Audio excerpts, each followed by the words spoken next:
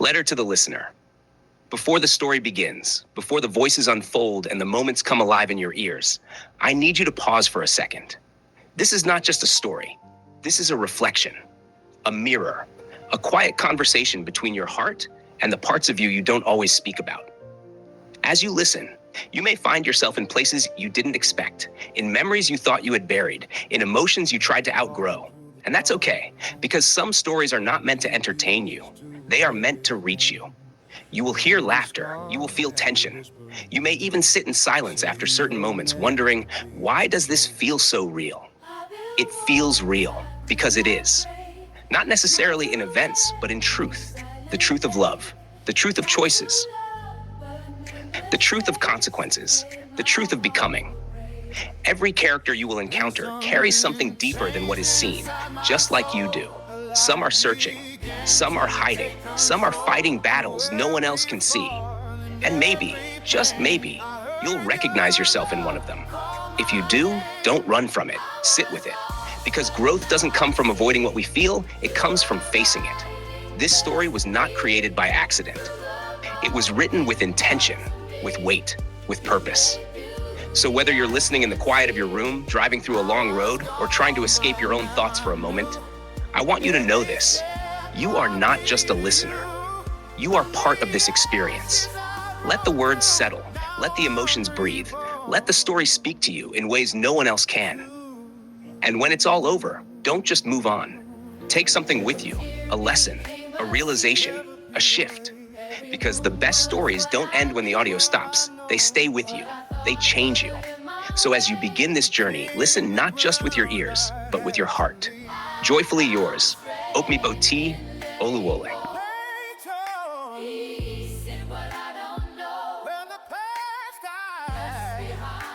Was never meant to be mine. Now I'm standing in the light. No more darkness in my sight. What was lost, I understand. Was all part of your plan. I was lost, but now I see. Now I see. You're writing destiny. Destiny. Broken parts of me. From the beauty I can see. I was gone, but now I'm new. But I'm new. Every step brought me to you. From the ashes I broke through. Now I'm reborn. Unto you. If I had to lose again, just to find where I begin, I would walk through all the rain just to hear you say my name. I'm not who I used to be. I am who you made of me. Every scar, every part brought me closer to your heart. I was lost, but now I'm free.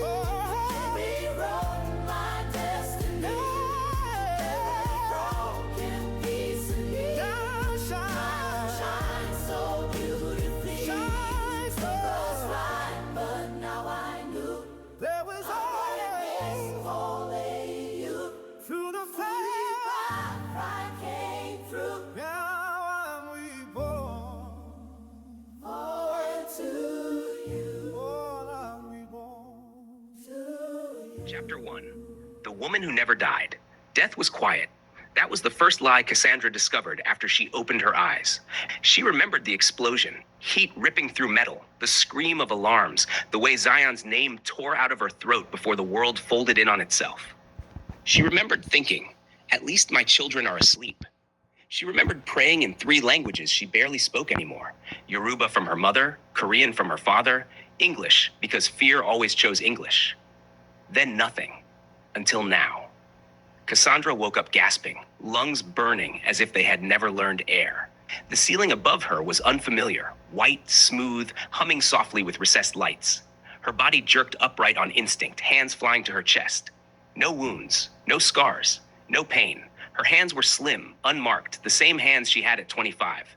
Her reflection stared back at her from a mirrored wall across the room. Smooth skin, full lips, dark almond eyes, long black hair spilling over her shoulders. Exactly the same. No, she whispered. Her voice sounded young, too young. She slid off the bed, knees weak, heart slamming against her ribs as she staggered toward the mirror. She pressed her fingers into her cheek, then her neck, searching for signs of time. Wrinkles, lines, anything, nothing. The last time she had seen this face, she had been married for 7 years, exhausted but happy, holding the weight of a growing oil empire on one shoulder and 3 children on the other. The last time she had seen this face, she had died. A digital clock blinked red on the wall. March 14th, 2046, her breath caught. No, no, no, no. She turned, searching the room. A hospital? No, too quiet, too luxurious. The sheets beneath her fingers were silk. The floor was polished marble. A massive window overlooked a city she barely recognized.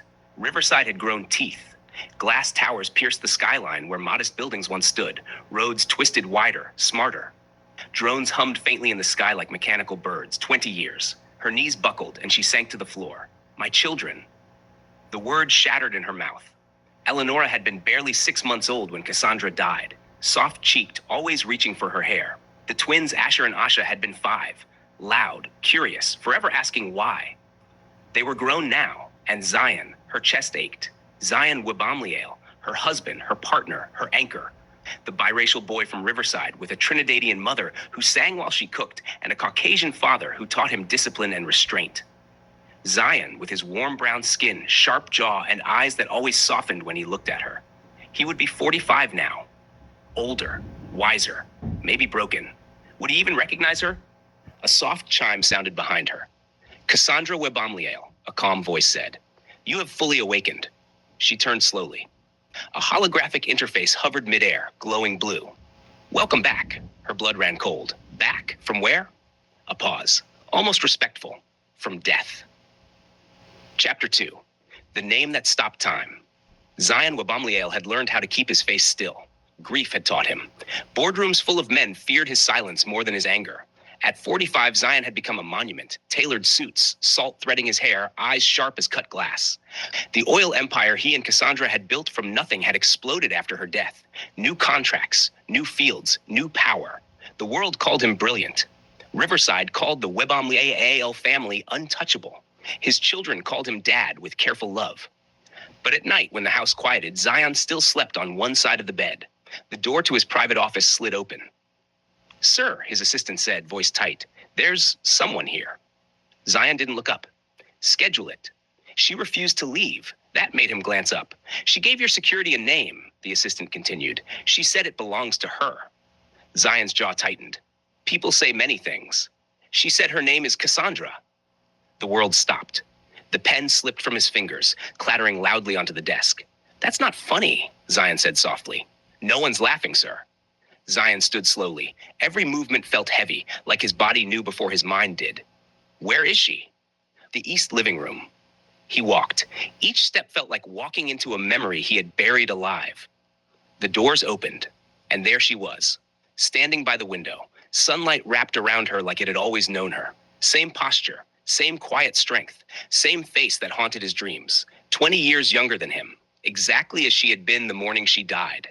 His breath left him in a broken sound. Kassandra? His voice cracked despite himself. She turned, and when she looked at him, really looked at him, her eyes filled with tears. Zion, she whispered. That was it. That was the sound that shattered 20 years of discipline.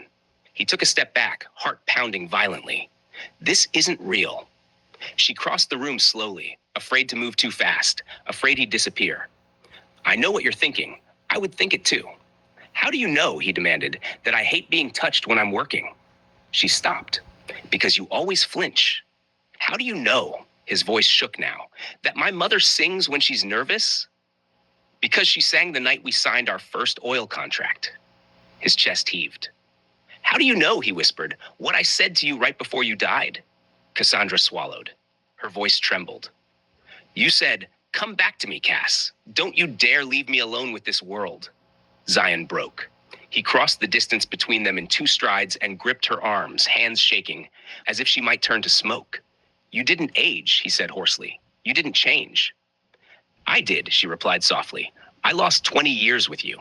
Tears slid down his face, tears he hadn't let fall in decades. You're dead. he whispered. I was, she said, and somehow I'm not anymore. From the hallway came a voice, young female, cautious. Dad? Zion froze. Cassandra turned slowly. A woman stood there, tall, elegant, with Zion's eyes and Cassandra's mouth. Eleonora, 20 years old, looking at her like she was staring at a ghost. And behind her, two men, twins, broad-shouldered, identical yet different. Asher and Asha, grown, alive, and staring at the woman who looked exactly like the mother they buried. Eleanor's voice shook. Mom?